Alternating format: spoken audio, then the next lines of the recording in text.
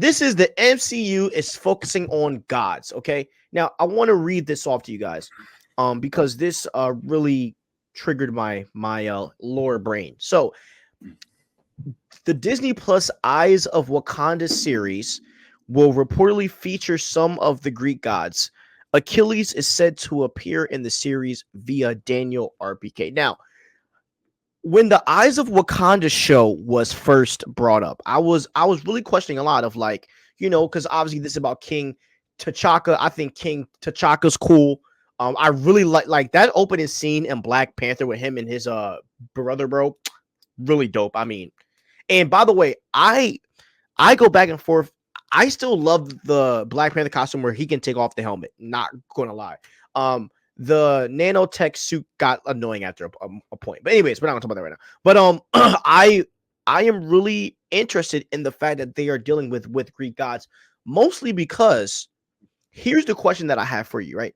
The first point that I want to make is that if we're dealing with gods, this has to mean that we're going to be dealing with Bast, who is the Black Panther goddess, which makes someone like me excited because we're going to be digging deep into the lore. And I think this digs into the idea of how people are chosen. But I also think there is a really big chance that Moon Knight could be in this show, in the animated version, which I think will be super cool, because if we are dealing with these Greek gods and regular gods, does this give a chance for someone like Thor, someone like Moon Knight, and other characters, with Khonshu and people like that? Are we going to see other gods pop out? Do you think that? How would you feel if they were digging that deep into this idea of gods in this show? I think it's smart because I think they need to bring something new and fresh to the Wakanda arm of the IP, considering everything, all the negative impact that not recasting T'Challa has had. So I think it's smart. I like the idea of the Wakandan lore. Bast is someone who appears in visions or spiritual consultations and major Wakandan stories, and or crises that happen. So I think it could be cool, and I hope that if they are doing this, I really hope that they are going to use the gods to somehow bring back T'Challa. 1,000%, bro. That sounds very exciting, and I just think there's a lot that you can dig into, like when it comes to lore. Because I mean, what if there is a conversation between Bast, Thor, Khonshu, and what I mean, and or like maybe Bast and Odin and Khonshu, and we see them having this conversation about Earth of like, what if Odin's like, yo, like, why are you giving humans this? You know what I mean? Like there could be a lot of conversation. Like, what if Odin or someone like that? What if we see Odin disagree with Bast on giving them freaking vibranium? I mean, like there's a lot of different things that could be, talked about. So I'm pretty excited to see what they're going to do there. And I think that you need to talk about, I think what needs to be talked about is how vibranium got there. And I would love to get a deep dive on that from the viewpoint of Bast. I think that's a really interesting thing, because in Black Panther 1, they like the whole movie is based on that. I mean, like vibranium is the basis of the whole entire movie. So I would love to get more of a back end, and then you link that with involving an Odin or a Khonshu. And I mean, see, like if T'Chaka runs into Moon Knight, I think that's a very interesting thing, because Moon Knight, is a character that's carried down from generations and stuff. So pretty exciting. You know what I would also love to see? Like, this sounds like something that they could really build into a major crossover event.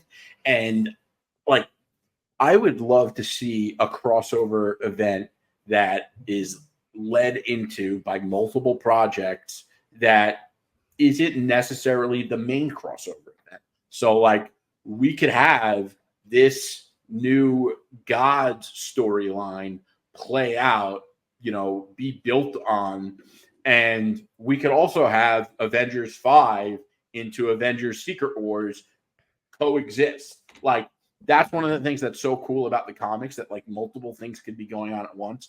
Granted, they might not always have two major crossover events going on at once, but like I still think it's possible and doable. And I also think the MCU is at a place where they need to innovate a little more right now. And I gotta say, when I think about Disney and I think about Star Wars, and the fact that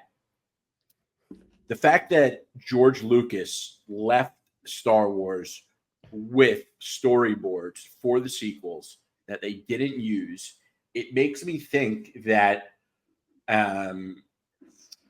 I think that there's like I think Disney really leans into strategy that revolves around doing the same things over and over again. Like, I think they're like, they see things that work and they're like, we want to do it again and again. And I'm not saying it worked in Star Wars, but I am saying that, I don't think innovating and pioneering and doing new things is always the priority. And I hope that that isn't a Disney thing. I hope that's a Star Wars thing, because I wouldn't be surprised if, that does roll over. Like, I would like to see the MCU, and I think that they are going to be doing new things, especially with Avengers 5 and Secret Wars. But I think like we're at a place where we need to see something new and fresh from them, like now, because it feels like the only new and fresh things that we've seen from them in a while have been shows. Like, I would say Moon Knight and Loki have been the most original types of stories that we've seen WandaVision from Marvel. You know what? As much as I'm not that big of a fan of it, I would actually include WandaVision there. I would say WandaVision was something that was fresh and new, even though I didn't love it the way you did. It absolutely does think, but it's ironic because the Disney Plus is where a lot of people would say Marvel went wrong. And, maybe that is part of the reason that there's some kind of, popularity amongst strategy that doesn't revolve about doing something new. But when you think about when the MCU first came about, doing a shared universe in film was something that never really existed before. I mean, the only thing that was relatively similar that you could think of before the MCU was the term spinoff. But like, if you think about it,